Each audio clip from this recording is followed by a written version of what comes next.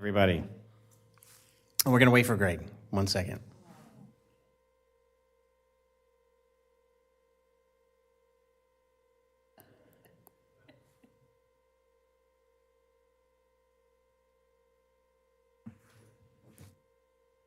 All right, we'll try this one more time. Good evening, everybody. Welcome to the Flagler County Board of County Commissioners. This is our regular evening meeting. It is November 17th, 2025. It is 5 o'clock p.m. If I could have everybody stand for the pledge to the flag, please. I pledge allegiance to the flag of the United States of America and to the republic for which it stands, one nation under God, indivisible, with liberty and justice for all.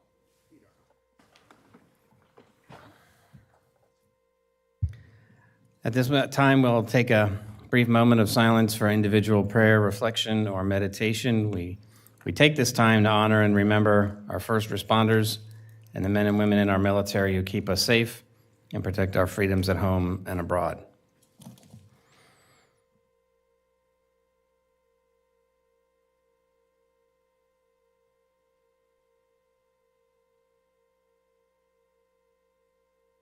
All right, thank you. All right, we don't have any additions, deletions, or modifications to the agenda tonight. A few announcements. The SMA Healthcare groundbreaking ceremony will be Tuesday, November 18th at 1 p.m. as we break ground on a new facility that will enhance access to vital behavioral health services in our community. County offices will be closed November 27th and 28th for Thanksgiving. And upcoming commission meetings and workshops that are scheduled. We have a regular meeting tonight and then a regular meeting Monday, December 1st at 9 a.m. and our next workshop Monday, December 1st at 1 p.m.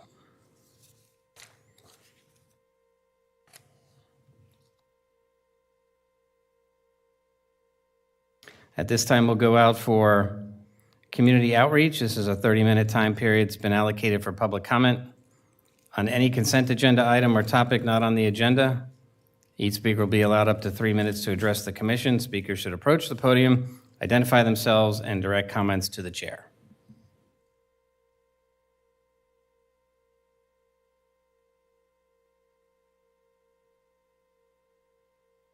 Good evening. George Mayo, Palm Coast. What I've noticed, and my wife noticed, because she listens to this on YouTube and follows the meetings, especially during comments at the end of the meeting for both the dais here and the administrators.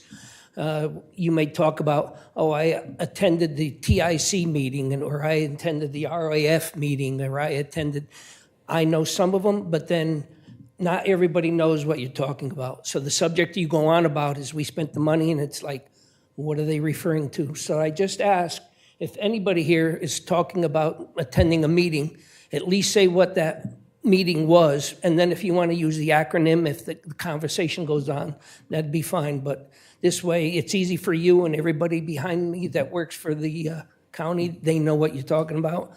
Everybody in the middle, not everybody all the time understands what you're talking about. Thank you very much. It would be very helpful. Understood. And happy Thanksgiving to everybody in our community. Thank you. Thank you, sir.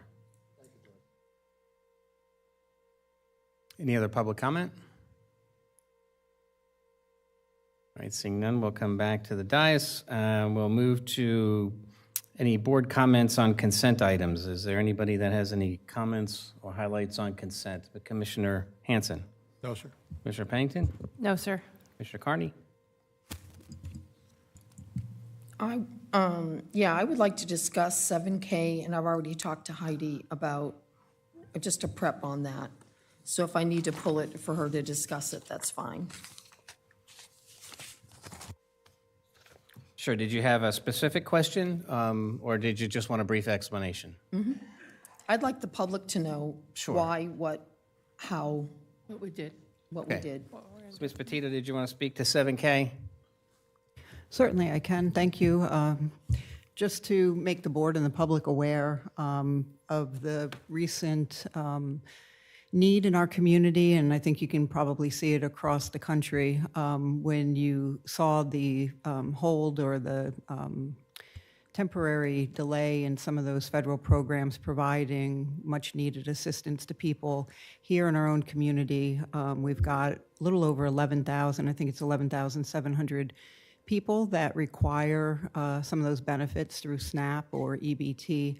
When we had talked to some of the area local food banks, there's definitely a shortage in what they're able to give out to the community.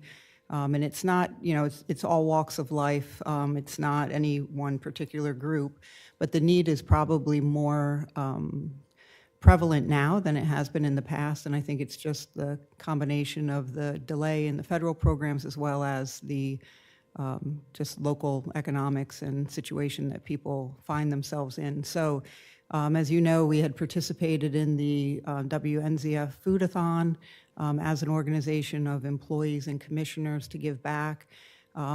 Literally the day before was when I had a conversation with the health department and talked about what does that impact look like here in our community, and it's somewhere around 7.4% of all the households in Flagler County that receive those benefits that are impacted. It is within my authority, so I had wanted to go ahead and make the $50,000 available out of our pooled expenditures, which is typically where you would pay like FPL bills or things like that, what are considered like pooled expenditures in the county, with the understanding that I would bring it back in front of the board to seek permission to reimburse that coming out of our reserves. When we were on the radio station, we were trying to raise $100,000 for probably the largest food bank in Flagler County that services, I don't remember the number off the top of my head, I want to say over 11,000 people, or it might be families. I'd have to go back and look at my numbers. But the largest food bank that we have is really the Grace Community Food Bank, and they do the annual Foodathon where they were trying to raise $100,000. They were somewhere around the 80,000 mark. So when we wanted to make sure that we kind of put them over their amount that they were trying to generate, Percy and I followed up with them the following week. I think that they were somewhere around 96,000 that they were able to generate from the public. But of the 50,000 last week, we presented them with a check for 20,000. So they were able to bring in a total of just over 116,000 to help that largest food bank.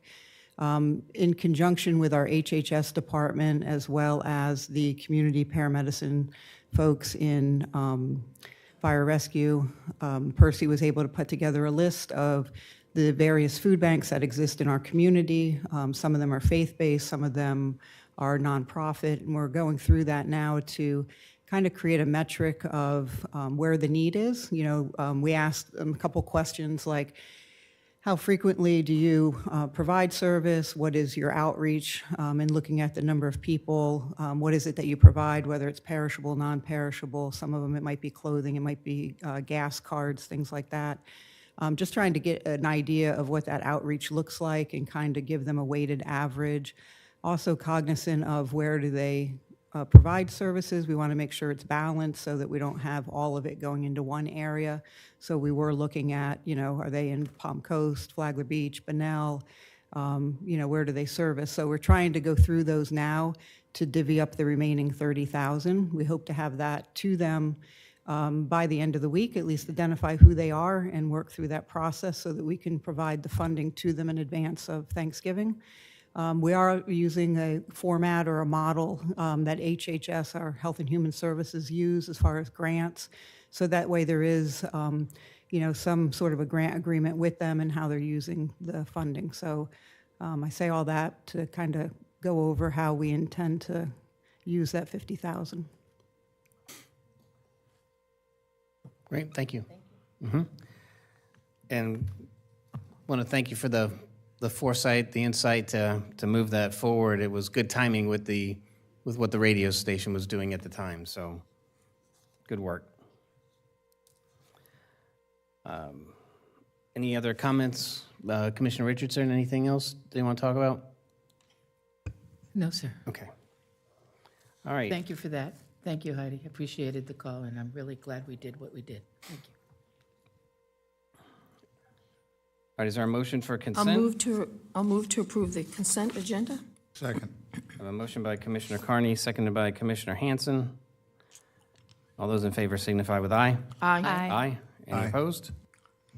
Hearing none, motion carries unanimously. We'll move to item 8, general business. This is reorganization of the Board of County Commissioners. We will be selecting chair and vice chair. And Mr. Rodriguez, you want to lead us through this? Okay, it's the first time I do this, but okay, I'll read along. So for the benefit of the public, according to the adopted Board of County Commissioners Rules of Procedure, the board shall every year elect its chair and vice chair for the coming year. Selections take effect immediately after the vote.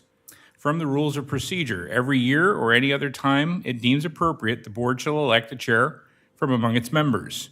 The county attorney in a non-election year, as this year is, shall conduct a roll call vote on each nomination in order if there is more than one nomination. If a vacancy occurs in the office of the chair, the commission shall immediately or at its next meeting select a chair.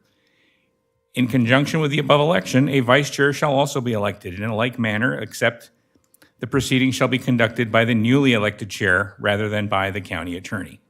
So at this point, I will, if any member of the board would like to make a nomination for the new county chair. I'd like to nominate Commissioner Pennington. I'll second. All right, very good. We have a motion and a second for Commissioner Pennington. Is there any other nominations? I nominate Andy Dance. I'll decline. Thank you, though.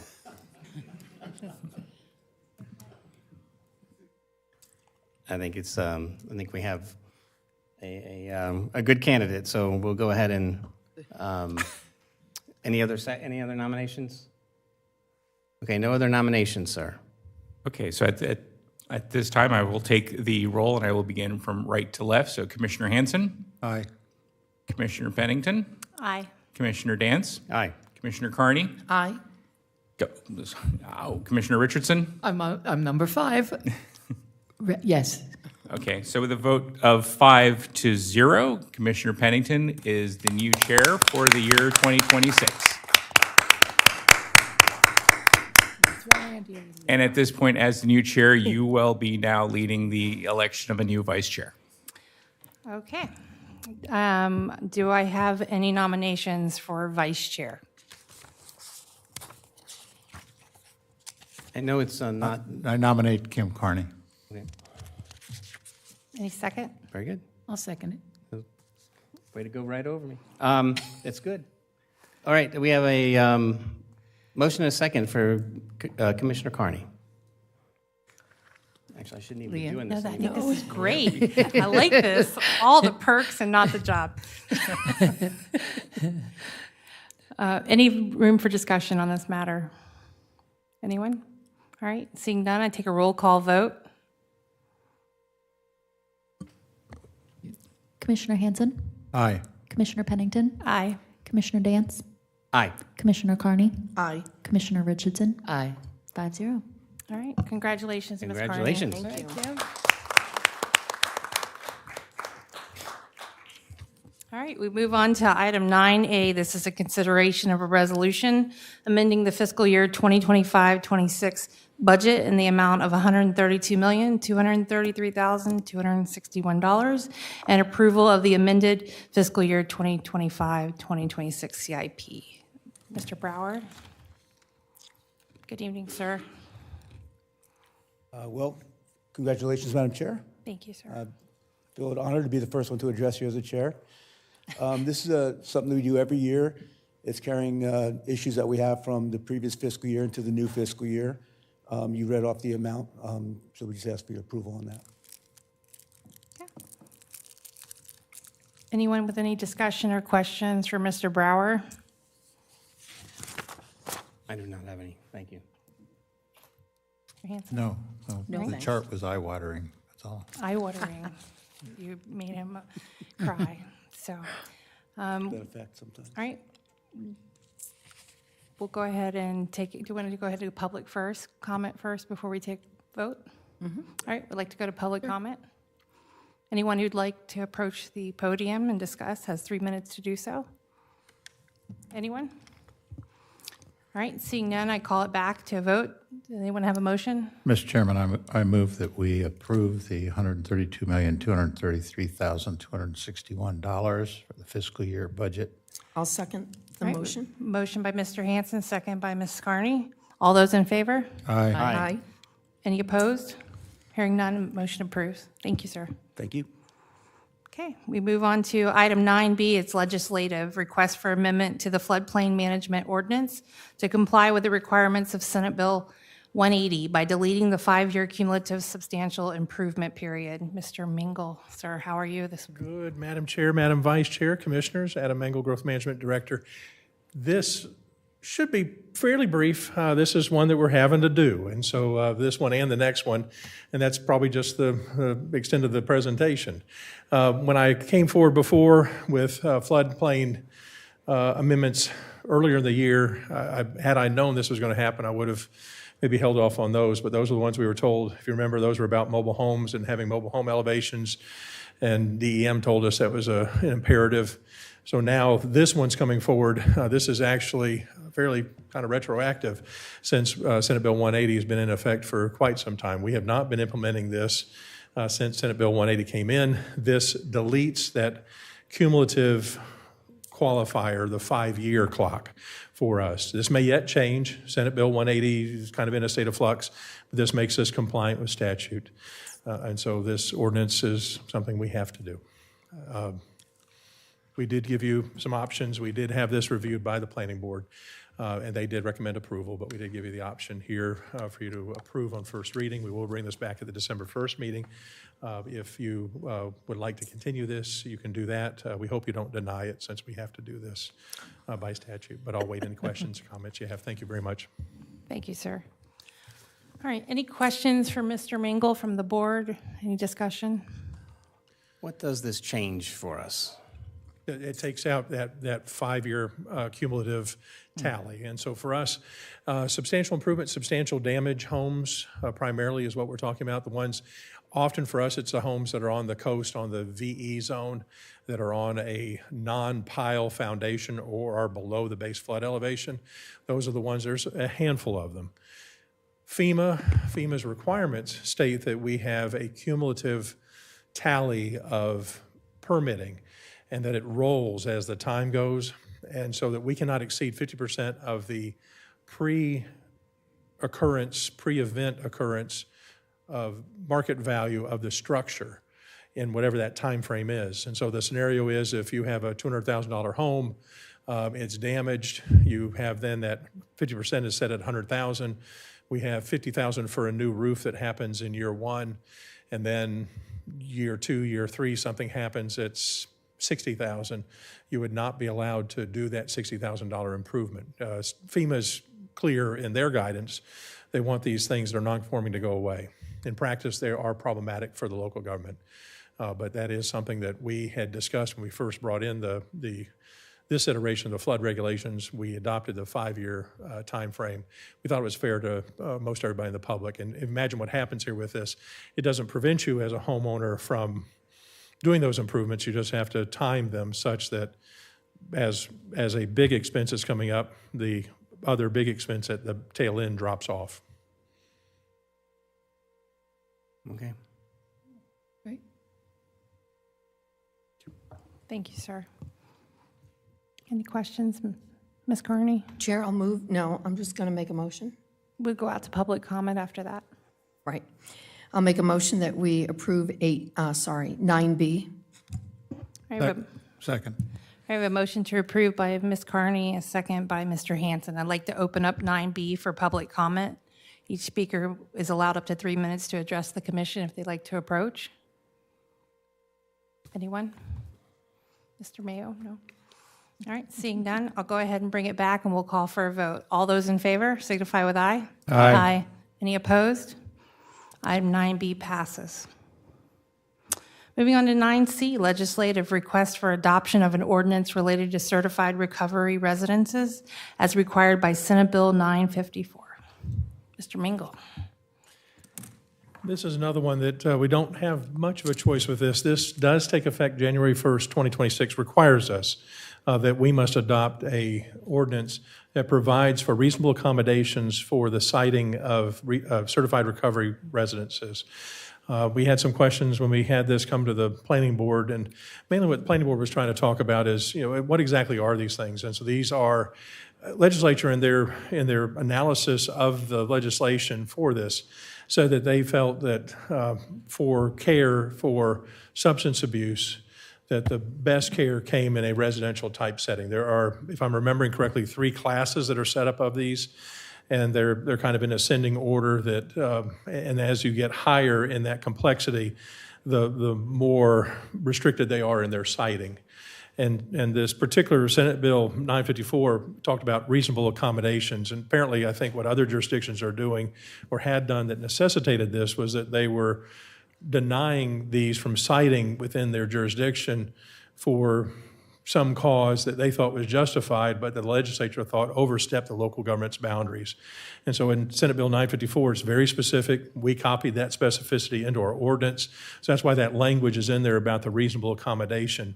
And that's what's set out in Senate Bill 954. It's very specific in what you should do, the timing that's related to any accommodations regarding these siting of these certified recovery residences. At its lowest level, these are at best a handful of people with a paraprofessional who's providing the drug counseling for substance abuse. At the next level, again, don't quote me on all these, second level, it's still kind of an outpatient residential setting.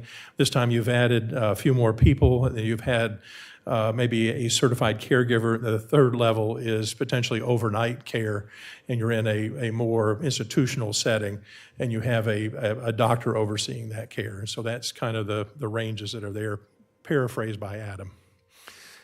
And so with us having to do this by January 1st, Planning Board looked at it, said they recommended to the Board of County Commissioners unanimously that you adopt our ordinance. We don't see this changing with any legislative session, unlike the Senate Bill 180. And then I did have that note, and I think I'm reading that correctly, that this doesn't supersede anything in any condo declaration or any CNRs. So if you have some prohibition on these already, this doesn't do anything to subvert those at all. So with that, give you those same options, approve on first reading. We will bring this back December 1st for second reading and adoption. We consider this as a change of land use, and this amends a couple of sections in our code, but it's actually a use change is what we consider it. You could deny on first reading, we hope you don't, and you could also table it if you need more information. With that, I'll close, Madam Chair, wait questions or comments from the board. Thank you, sir. Any questions or comments for Mr. Mingle? None? Thank you. Okay. I'll entertain a motion. Mr. Chairman, I move that we approve an ordinance related on first reading to certified recovery residents as required by Senate Bill 954. I'll second. All right, motion by Mr. Hanson and seconded by Ms. Carney. I'll go ahead and open this item 9C up for public comment. Each speaker is allowed up to 3 minutes to address the commission. Anyone like to come forward? No?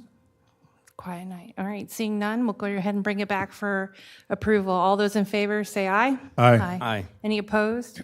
Seeing none, the motion passes. 9C passes. Thank you very much. Thank you, sir. Have a good evening. All right, it brings us to our Ms. Petito. Any reports or comments from you?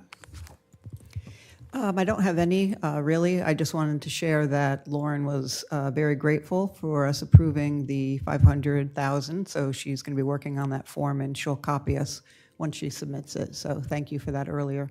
I have nothing else to report. Thank you. Oh, and congratulations. I probably should have led with that. Too much going on. Mr. Rodriguez, good evening, sir. Good evening. Nothing really specific to report. I mean, I don't want to get into too specific, but I mean, last week, actually, during our off day, I did make some overtures in trying to attempt to settle one of our litigation cases, and there were some baby steps made. Hopefully this week we will receive an offer that we can begin to negotiate. I don't want to make any of the terms at this point public, but it's part of my goal to try to unwind a lot of the litigation that's outstanding from at the county attorney's office to try to get us back on track. But there is some movement, and I'm looking forward to seeing if we can get the issue resolved in this case, which I did speak to all of you individually over the last past 2 weeks in this case, and that there is we had some movement. There was some hesitation, but I think there was a slight budge, and I'm hoping that slight budge might lead to a resolution in this matter. So aside from that, continuing forward, hopefully ending the year on a high note. Oh, thank you, sir. All right, we'll move to community outreach. This is 30-minute time period, and it's been allocated for public comment for items that are not on the agenda. Each speaker will be allowed up to 3 minutes to address the commission. Speakers should approach the podium, identify yourselves, and direct your comments to the commission. Good after evening. Where are we at now? Yes, good evening, good afternoon. Just curious, is there anything more on marine land concerning the county? Just curious how that is going along. We had made overtures, and I think it sounds in the press it's to our favor, but if there's anything to report, I'd like to know. Thank you very much. Thank you, sir. Good idea. Any other comments? All right, seeing none, we'll close community outreach. Mr. Mayo, we had an update, I believe, this afternoon from Eric and our land acquisitions committee on marine land. And I believe that update was that as far as environmentally sensitive land that we were looking to acquire with several other groups, that is still on the table and going forward. I believe the update was they were looking to agree upon an appraiser. Is that correct, Mr. Dance? Was it that or with the water, with the treatment plant? I think it was an appraiser, DEP. We're waiting for DEP from the state agency to select an appraisal firm, and then we'll piggyback or go in on the same appraisal with them. Yeah, so we're excited that that's still moving forward, at least on the land acquisition side. So we're definitely on top of that. With that, we'll go ahead and go to commission reports. Ms. Richardson, would you like to give us any information? Yeah, well, we had a great ground opening or two this week. Very excited for especially that new fire station, Chief. We had a lot of people there. It was a great response. It's going to be bigger and better than ever before, and I'm looking forward to seeing that completed, I believe, by November of next year. I have to remind everybody that it's exactly 1 year ago today that Commissioner Carney and I sat here and went over the CIPs. CIPs being capital improvement projects. Mr. Mayo, thank you for your comment. It's been mine since 1 year. And I haven't changed the directive yet, but I'm still trying. So thank you for that. It's been a very long year. And it's been a lot of great people here, and I appreciate the audience for coming and sharing your concerns. We have a lot of things on the plate. There's a lot of good stuff looking into the future. We have some great people that have stepped up to make this county the best it can be, and we have a great staff, and I just been very proud to be your commissioner, and I can tell you all the things I've done this week, but all I can tell you is getting windows is quite a long term. So I'll leave it with that. My dog is okay. He survived it. And thank you all for your patience and your being here. It really means the world to the citizens more than you realize, too. They really do appreciate your help, so thank you for that. Ms. Carney? I have no report. I basically would like to say thank you to the board for the nomination and the appointment to vice chair. And I look forward to serving. Yes, Pam, it's been a long year, but we have to learn as we grow. So that's all I have. Thank you. Mr. Dance, this is weird. I have to learn how to make motions in seconds again, so you'll notice I stayed back while you guys handled all the duties tonight. Yeah. Congratulations, Thank you, sir. Commissioner Pennington, Thank you Commissioner for it. Carney, congratulations. We expect 30-minute meetings every time now. Oh, my gosh. No pressure, just 30-minute meetings every time. I'll be heading to Tampa for ethics and the FAC Legislative Policy Conference. I'll give you all an update when I get back at our next meeting in December.